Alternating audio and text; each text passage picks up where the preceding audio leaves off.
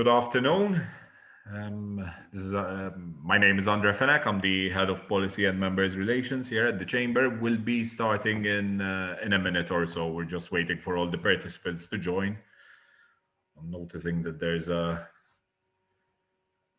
big interest in today's event, so we'll be just waiting for another minute or so. We'll be starting very soon. Thank you.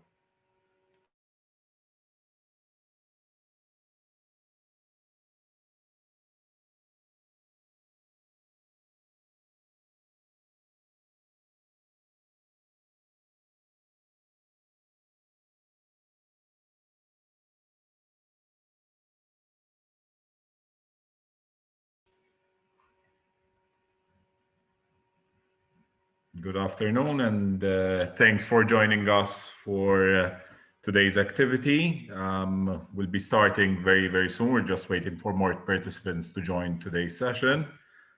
As you know, today's activity will be focusing specifically on any new customs procedures that have been introduced since January. As you know, at the very last minute, at the 11th hour, I would say, we finally managed to get an agreement with the United Kingdom.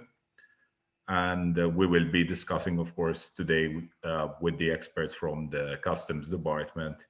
And you will be able, of course, to ask any questions or queries you might have during today's session. I believe we can actually start. First and foremost, I thank all the speakers for accepting our invite to address the chamber members today. As you know, the title of today's event is Getting Accustomed to Brexit. You will note that and I would like to point out that the session today is being recorded for future communication purposes. Allow me to once again introduce myself. My name is Andre Fenek, the head of policy and members relations here at the Malta Chamber, and I will be the host for today's event. Today's event also follows from the 4 sessions and information campaign that the Chamber, in collaboration with the Ministry for Foreign and European Affairs, was conducting towards the last quarter of last year. And the part of this campaign was entitled Getting Ready for Brexit. Now, at the time, we were pushing you in the direction of a hard Brexit, of UK's exit without a deal. Luckily, at the 11th hour, we've managed to get some form of a deal, which I would like to say does not mean that things will remain as they were up to December of last year. In collaboration with the Ministry of Foreign and European Affairs, we sought to ensure, of course, that the business community was prepared for every eventuality with regards to the UK's exit. And now that Brexit has come to pass, and now that there is this deal in place, the time has come to ensure that the business community is able to navigate the EU-UK Trade and Cooperation Agreement moving forward. A quick word of gratitude goes to Mr. Leandro Borg from the EU Coordination Department within the Ministry of Foreign Affairs and his team for his constant collaboration on the setting up of these events. Today's 5th session in the series of the Brexit events will be dealing with customs-related issues. As you are surely aware, and as I already told you, an agreement was found at the 11th hour between the UK and the EU, and I'm sure that a number of participants present today will have a number of queries related to trade and customs measures. I immediately introduce the 2 main speakers for today's session. With us today, we have Mr. Ian Muscat, Director of International Affairs at the Customs Department, and Mr. Alan Mamo, Director from Compliance and Systems.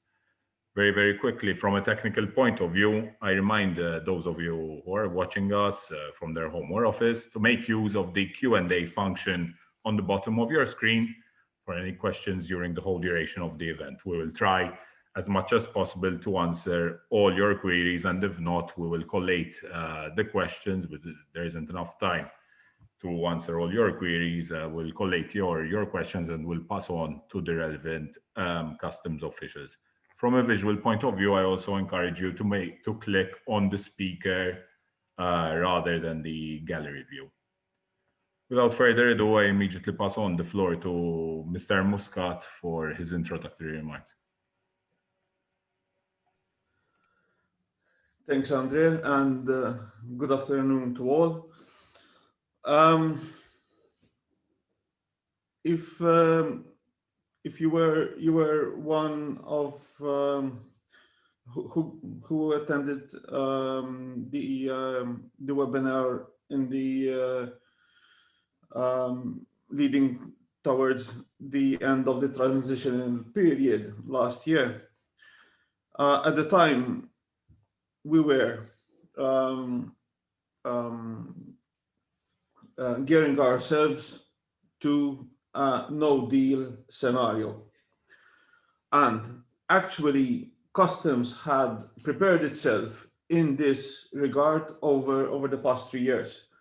So at the time, before the deal was agreed, we were saying that with the eventuality of a hard Brexit, uh, all imports and exports to and from the UK had to be covered by the normal customs formalities. That is, all imports and exports had to be covered by an import or an export declaration, depending on the case specific, and the associated duties with the products being imported had to be paid, and the associated VAT on import had to be paid as well. For exports, the we were saying that all the documentation related to export declarations had to be lodged as well prior to exporting the goods to the UK. That was, in general, the scenario that we were presenting in the event of a hard Brexit. Come 24 December, and a deal was struck between the UK and the EU for a trade agreement. Now, what happens now, given that there's this trade and cooperation agreement with the UK? Essentially, what customs will say is this: all imports from the UK all imports and exports will need to be covered by a customs declaration, as we used to say in the event of a hard Brexit. Imports from the UK will be liable to customs duties, as well as VAT upon import. So, in theory, imports from the UK will be covered by customs duties and VAT on import. But the trade agreement gives the possibility for goods being imported into Malta, into the EU, which were either manufactured in the UK or which were grown in the UK, to benefit from preferential treatment. That is, if the UK supplier, can provide or provides a statement on origin ascertaining that those particular products were of UK origin, that is, and I'm repeating, goods that were either manufactured or grown in the UK, the duty rate would be reduced to 0. The VAT would remain the same. So goods coming from the UK, which were manufactured or grown in the UK, with the trade agreement would benefit from a 0 rate of import duty, but would pay VAT only upon import. As for goods being imported from the UK, which were not manufactured or grown in the UK, for example, goods were initially imported from the US to the UK and then resold to a Maltese economic operator, the UK exporter cannot produce a statement on origin for those goods that were not manufactured in the UK. And as such, that particular import would be liable to payment of duty as well as VAT on import. As for exports, the exports follow the same procedure, but in the reverse order. Goods manufactured in Malta, but that are being exported to the UK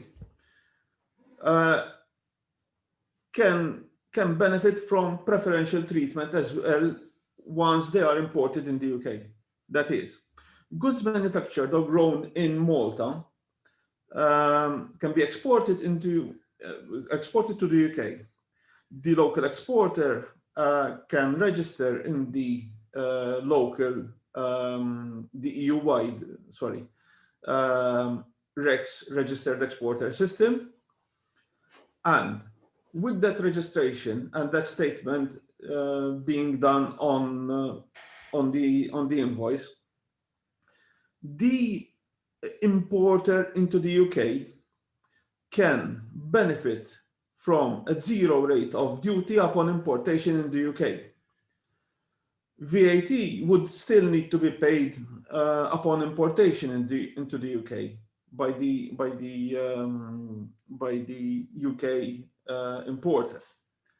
But what is the benefit for the Maltese exporter? The Maltese exporter would be in a position to make his or her product more competitive by registering in the REX system and producing the statement on origin for those goods being exported from Malta. So in that sense, given that those goods will not be liable to duty upon importation in the UK, the product would render itself more competitive with identical products being imported. That is the general concept with this trade agreement. So it's not business as usual as it was before. It is more like more towards what we used to say, that all the formalities have to be undertaken, both for import and for export, but the trade agreement allows for certain specific goods manufactured or grown in the UK to benefit from a 0 rate of duty upon importation. That is the general aspect. Now, it is important that for goods to benefit from a 0 rate of duty upon importation, that the supplier, the UK supplier, issues a statement on origin, as otherwise we will not be able to grant the 0 rate of duty for that particular importation. Now, there may be the possibility for, particularly in this initial period. Now, one has to understand that usually trade agreements are signed and agreed on a particular day, and usually they come into force a year after. The agreement with the UK came into force merely within days. So actually, there may be these some initial hiccups, and the UK exporters might not furnish the statement on origin. So in such instances, duty would need to be paid upon importation. However, the local importer can produce the statement on origin at a later stage. In that case, if this is so, we will then refund the duty at a later stage. So that is, in a nutshell, how this works.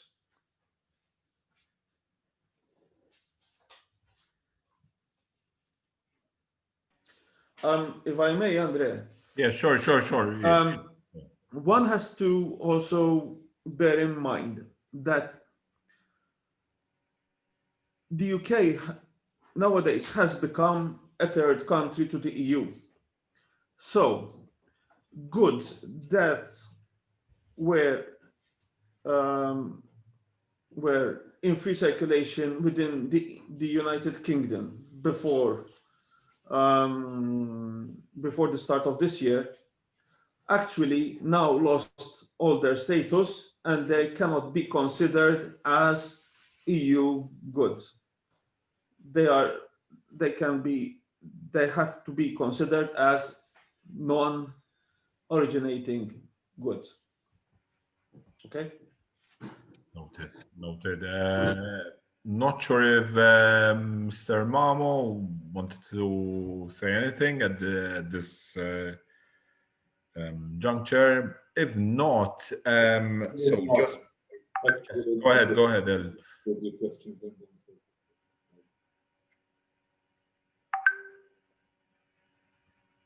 Ellen? Hello? Hello, yes, we can hear you. No, I just said that there is nothing to it from my side. We may go to the questions and answers. Okay. So, Ian, just to be clear and for everyone's purpose, you've mentioned, for example, the REC system and other things. Maybe it would be good to include a link on where our members could find further information in this regard, and maybe also where they could find information from the customs website with in relation. We seem to be receiving a lot of queries on how VAT should be treated. As you've rightly pointed out, VAT would still have to be paid at importation level. Maybe we can clarify that point. Unfortunately, VAT officers could not be present during today's session, but we will find an opportunity to organize a specific session specifically to VAT. But by all means, Ian, if you were able to answer some of the queries related to VAT and how this should be paid. It seems like we're receiving a lot of queries also with regards to the UK being used as a base for the supply of products from other third countries, and how these would be treated. For the sake of argument, I don't know, a product which is of Australian origin is imported by a UK supplier and then re-exported to Malta. What is the treatment of these products? If you'll give me just a second, I'll quickly go through the queries. We import food, meat, frozen, and cheese products. Will there be any VAT as well on these products? And if the goods will be originating from EU but imported from the UK, will there still be a duty? Would food items need any special permits or licensing? I'm assuming it's food items from imported from the UK. Always please specify in these queries. because there's a big difference between EU origin and non-EU origin. With regards to imports that are not manufactured in the UK, duty would have already been paid. So how are these goods going to be treated?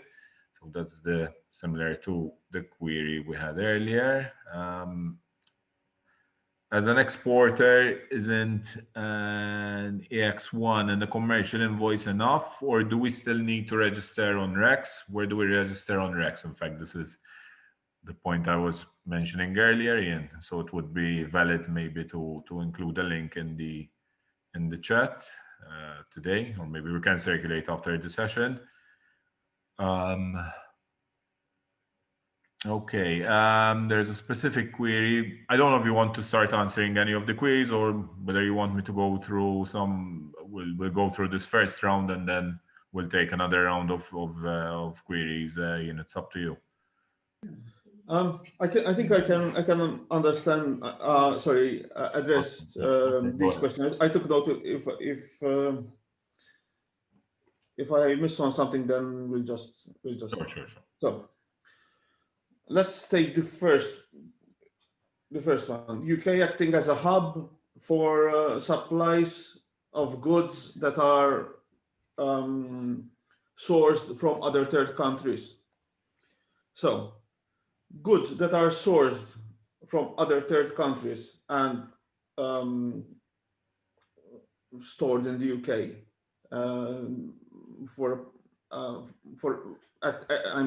the supplier acting as a hub to other countries. Now, the supplier has to it follows the same concept as I was explaining before. Those goods that are manufactured that are supplied that are manufactured in the UK have to be covered by a statement on origin by the supplier. As such, those goods would benefit from a zero rate of duty upon importation. Now, if this supplier supplies goods that were sourced from other third countries, that statement on origin cannot be furnished. So in that case, if the supplier supplies goods that are sourced in other third countries, those goods would be liable to duty upon importation into the EU. Now, there can be suppliers who supply goods that are manufactured in the UK as well as goods that are sourced from other third countries. There can be a mixture in a consignment. In that case, the supplier can still issue the statement on origin, but has to identify which goods are being covered by that statement. So if in a particular invoice there are 5 items, 2 are manufactured in the UK, while the other 3 are manufactured in China, for example, the UK supplier has to issue a statement on origin on the invoice, denoting that items 3 and 4 were made in the UK, whilst item 1, 4, and 5, 1, 2, and 5 were not originating in the UK. So there can be a mixture in the consignment, but the statement on origin has to specify which goods it is covering, and upon that declaration, those goods can still can still benefit from a zero rate of import duty upon importation, while the other 3 duty would be due on importation. That is for the items that are sourced Very from other third countries. As for VAT on importation is paid. Ian, sorry, with regards to the issue of third countries and statement of origin, maybe also to explain to the attendees, when you say statement of origin, because I know there are some complications on how the origin is decided. Maybe we can give some more clarity on how something becomes British or is still not. So for the sake of argument, if the product is assembled in the UK, how would it be considered it becomes actually of British origin, rather than, for the sake of argument, if those components come, for the sake of argument, from China and then are assembled in the UK, would those be considered as UK origin? I'm just giving an example to give an example to the attendees. Actually, this is something that the UK supplier has to verify with the UK authorities. And so there can be instances, I mean, usually even in Malta, it happens. Raw material is sourced from third countries, and then there's an amount of input for the ultimate product to be manufactured. There are certain percentages that are outlined by the EU in the conventions, and it is upon those that the statement on origin can be issued. So actually, it is the this homework has to be made by the UK supplier, not by the local by the local purchaser of the goods. So that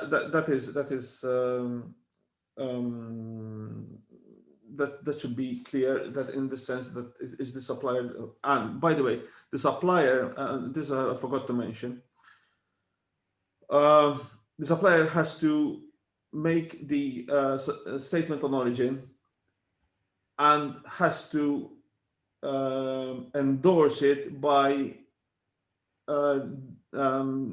jotting down the UK AORI number. Exporters from the UK must obtain a UK AORI number, that's Economic Operator Registration number, and the statement on origin must be signed by including that AORI number. This actually would be it's the system that the UK authorities are adopting in order to ensure that there is an audit trail for any verification of statements on origin that may arise.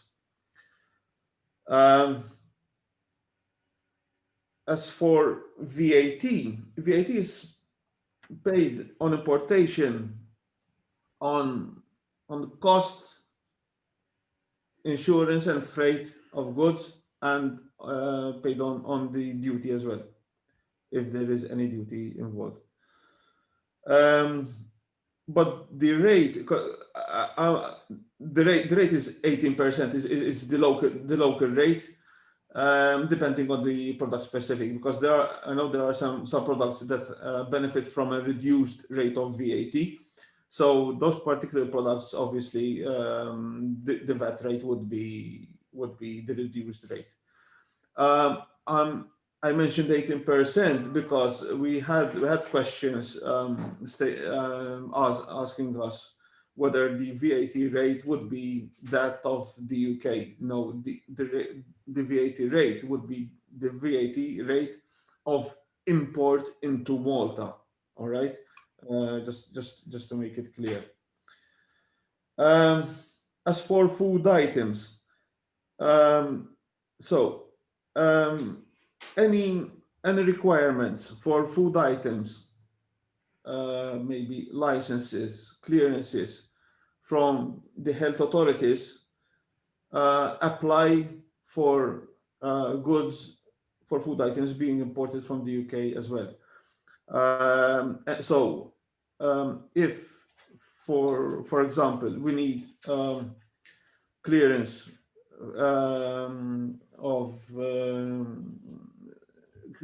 clearance from the Port Health Department for a particular, I don't know, fresh milk, I don't know.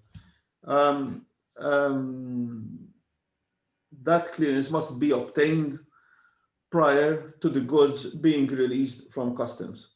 So these formalities have to be undertaken prior to the release of goods from customs. Sorry, my apologies. So we will not release the goods if all the necessary requirements, clearances are obtained from the other authorities. So even if a product requires an import license, for example, from the Commerce Department, that import license has to be presented to customs before the actual release of goods from customs. Goods. There was another question on EU goods that were imported into the UK and are now being imported into Malta. I said earlier on that the UK is now a third country. So those goods that were in the UK before the withdrawal date were now lost their status and cannot be considered as EU goods anymore. However, there's an exception.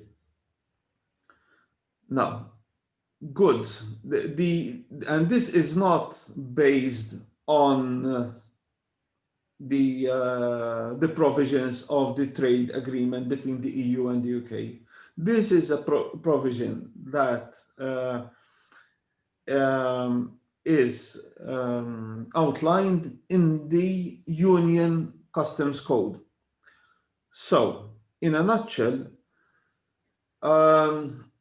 the Union goods, EU goods that were originally exported from the EU to the UK, for example, let's say a product, a machine was manufactured in Germany, because I'll try to demonstrate this through an example. Let's say a machine was manufactured in Germany in 2019, and it was sent to the UK. All right. And maybe at a later stage, this machine was sold to a Maltese trader, and the machine is being brought into Malta this year. If, as things stand, the machine would be subject to duty and VAT upon importation. But as I told you, the Union Customs Code provides for the possibility of returned goods being imported into the EU with no duty being applied upon. However, there are certain conditions, and I'm going to just list a couple, just to put everyone in the picture. If the machine was exported from Germany within 3 years of its re-importation into the EU, that product can benefit from 0 rate of duty, but VAT would still need to be paid upon importation. So any EU product that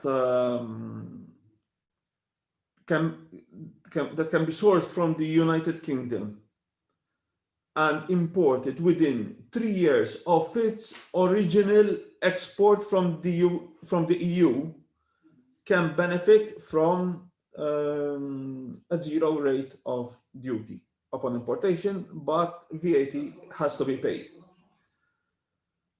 Certain conditions apply. That is, we have to be furnished by proof when the product was originally exported from the EU, in this case from Germany. Now, either we are provided by with an export declaration, or else we would require an INF3 form to be filled. Now, these supporting documents have to be provided to us by the importer that actually needs to source them from the exporter in the UK. So in the absence of such proof, we will charge duty on import. Okay. However, if these documents are not in hand and the importer would be able to provide them to us at a later stage, then we will refund the duty once all proof is provided. Is this clear?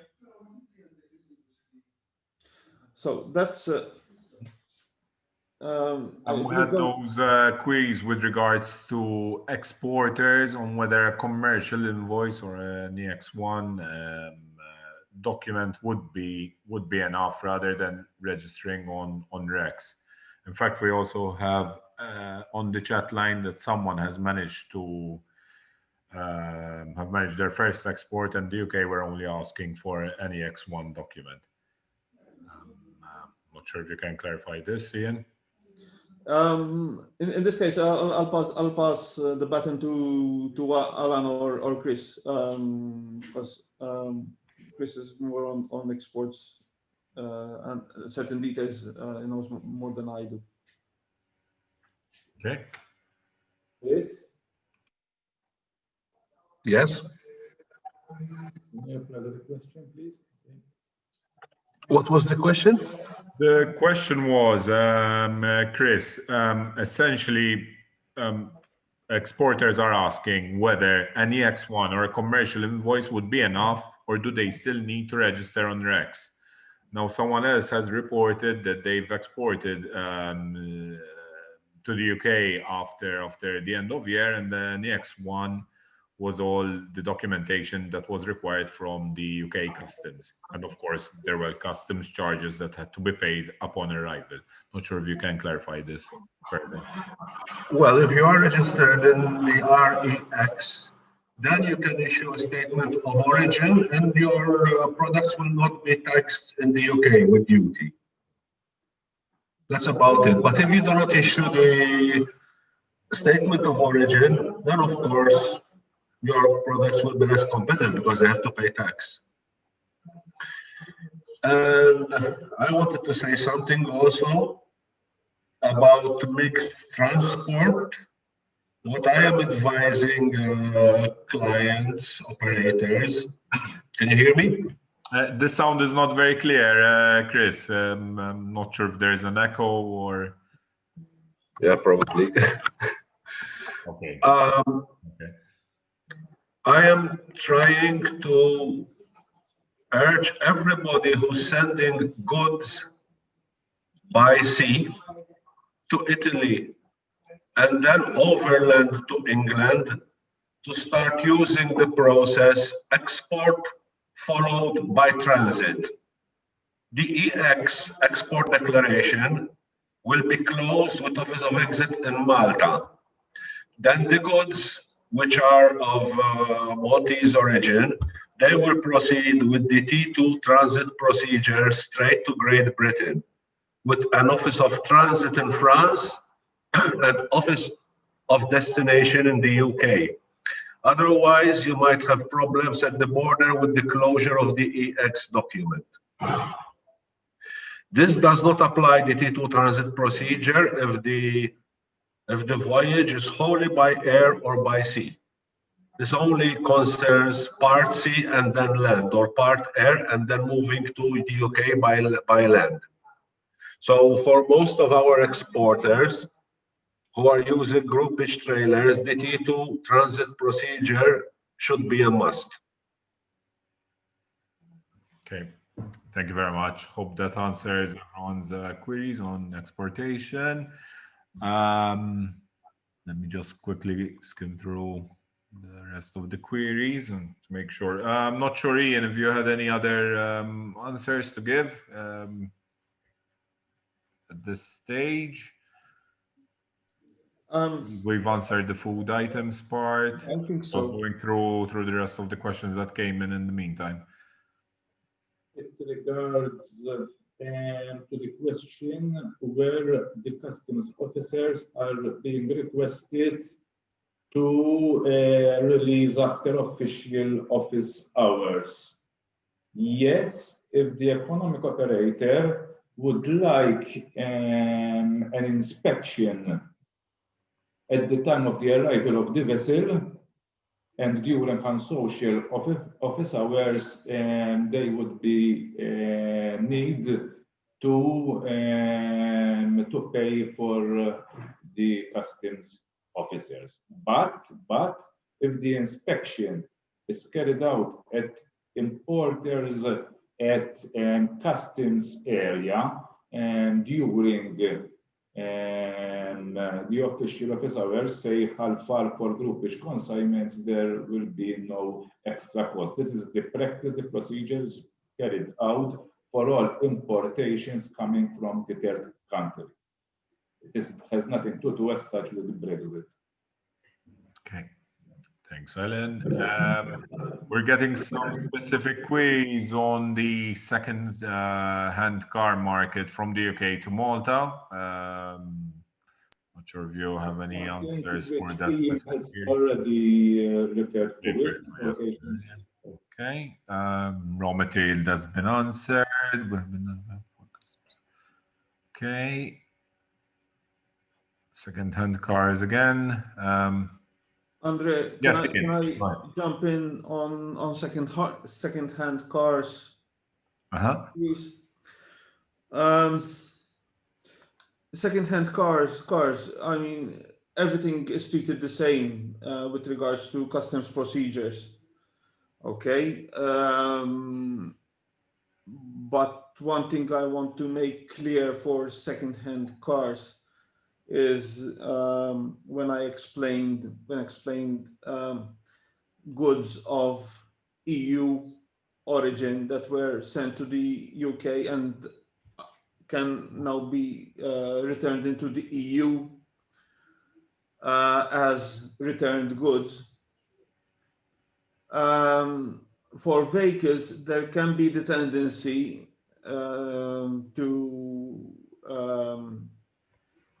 to take the 3-year period from the date of first registration of the vehicle or the date of issuance of the logbook of the particular vehicle.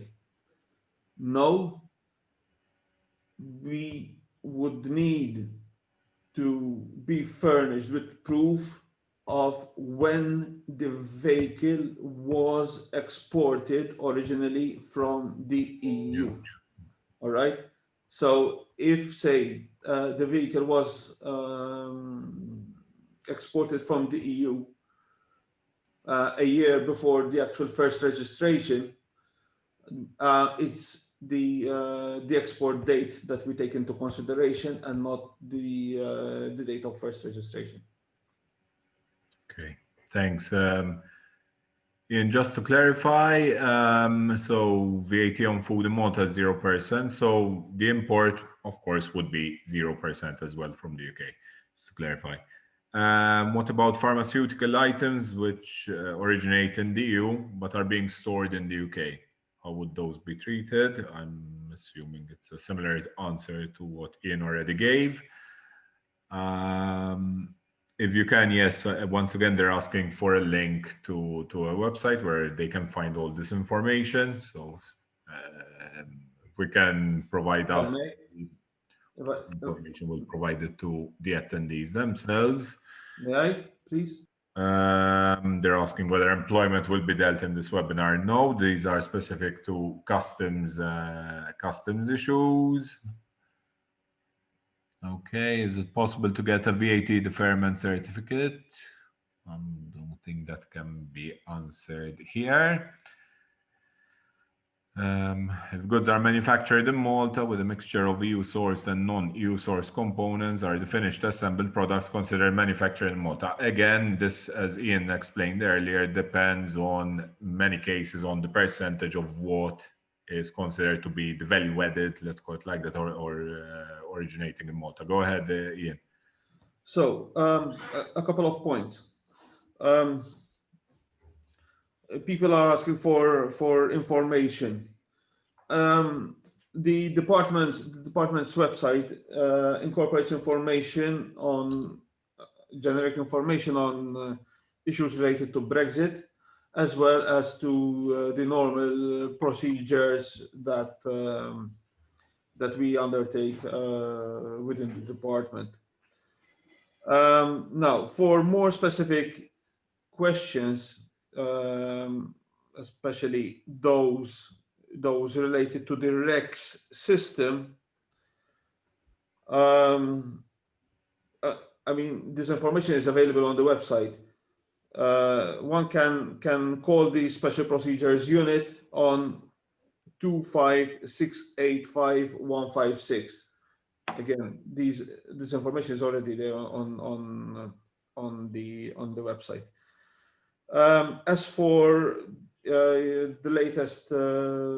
latest comment you made for goods manufactured in Malta and items sourced elsewhere, again, there's a specific procedure to be undertaken, and again, one can liaise with the officer in charge of the Special Procedures Unit on 25685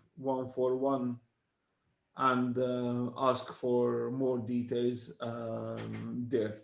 I'm sure that one can find all the necessary assistance when calling at this unit, or send an email on the email addresses provided in our website. Okay, just making sure I'm not missing anything in particular. Okay, can you confirm if on non-UK manufactured goods duty is payable on the FOB price, or is it payable on the CIF price, to which one would need to add the VAT? I think this was already also answered. Deferment we've skipped, if goods are manufactured, okay. Okay, with regards to temporary exports to the UK, in the case of ATA carnets, how can these be treated? I'm being asked here. Alan, would you address this one, please? There was, in fact, a change in with regards to the use of the ATA carnet after Brexit. My understanding is that the ATA carnet cannot be used when trading between the member state and a third country. Thank you, Alan. But if I can clarify, because it depends, there are various factors, and if Committee may would like to send me an email, I may explain better what I would like to let him. Noted. Thanks, Alan. We're also getting inquiries on how pleasure yachts located in the UK, which prior to Brexit had EU status, and the import of VAT was already paid, given that EU customs duties and import VAT was already paid upon initial importation to the EU. Can the yachts now be re-imported into Malta without additional VAT and import duties? I would assume that this is in the affirmative. Am I correct?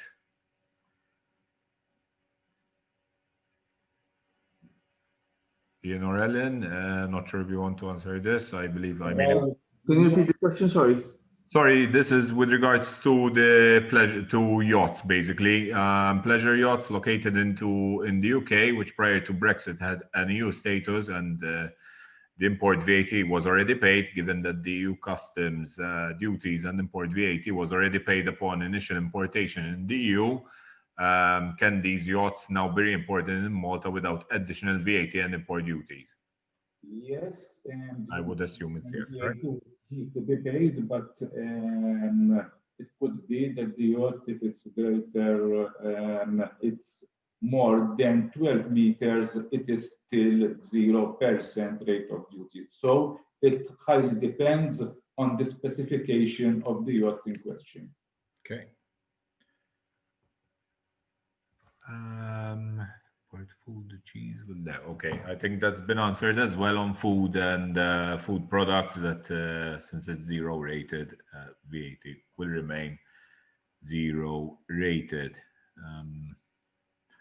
Okay, I'm not seeing any other queries. I'm hoping I'm not skipping any. Once again, invite any of the attendees who have any other further questions. I'm hoping I didn't miss anything.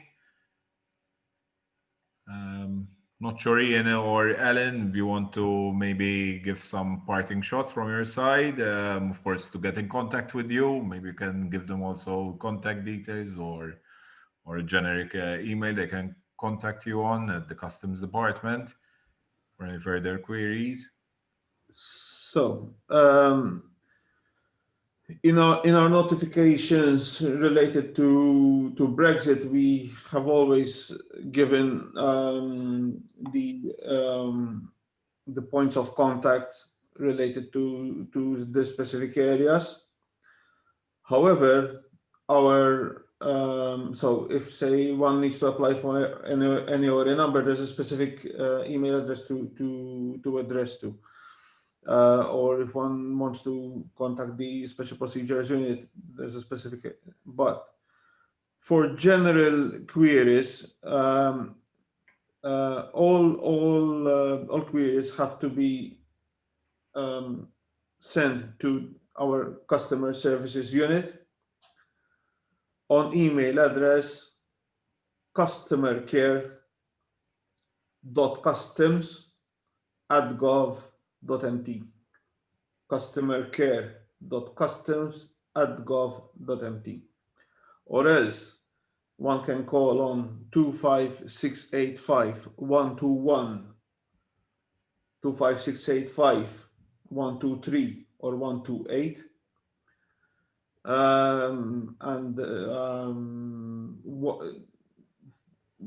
Our Customer Services Unit will then either address the question themselves or else redirect the question to the most competent office to address the question being posed accordingly.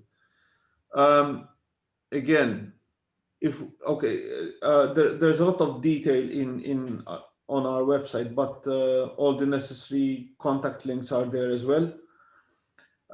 We also have links with what the EU Commission has published.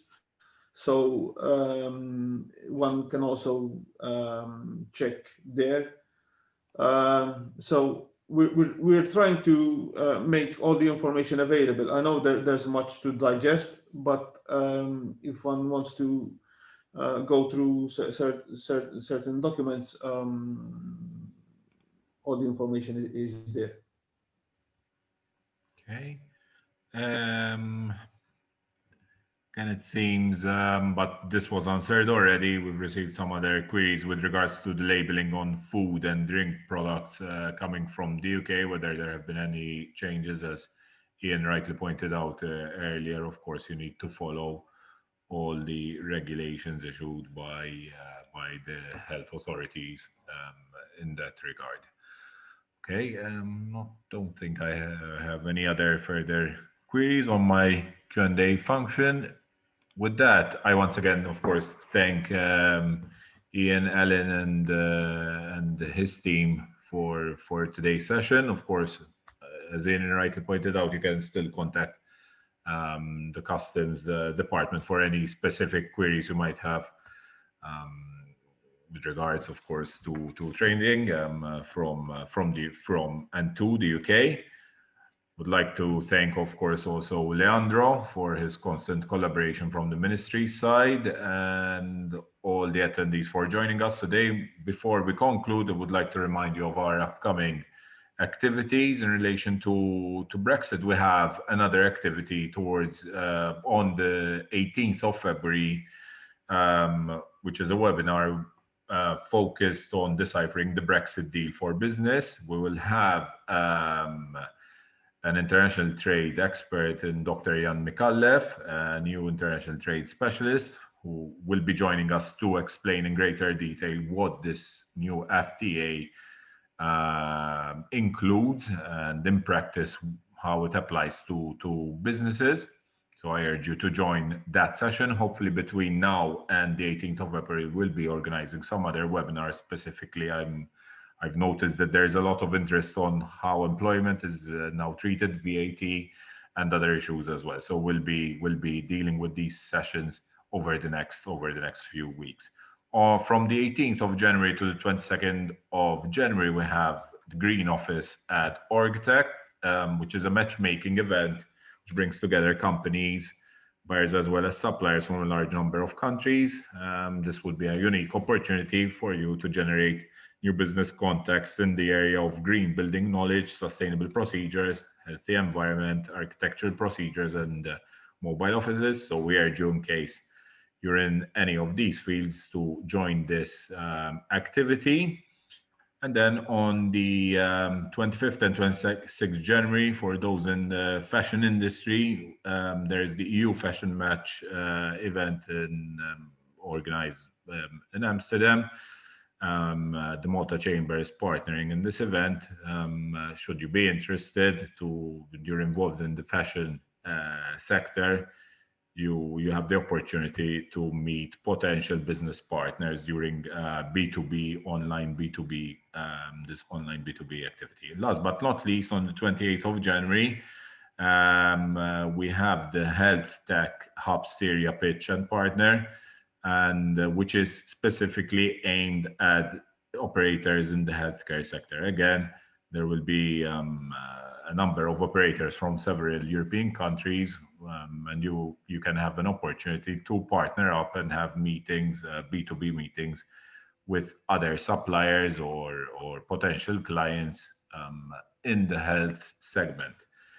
I remind all our members to keep on watching the space of all our activities on all our social media outlets, including the Malta Chamber portal, Twitter, Instagram, Facebook, and LinkedIn, our new members gateway. And I urge you all to log into the members gateway so you can immediately access all the upcoming events we have, and our weekly new events newsletter, which is published every Tuesday. I thank you all for staying with us till now, and I wish you all a good afternoon. One final parting shot, of course, from my side. Please do get in contact with us. We're at the Chamber for anything you might require. I also urge you to continue your your urge for information in terms of Brexit. And of course, I urge you to get in contact with the Customs Department in case of any queries in this regard.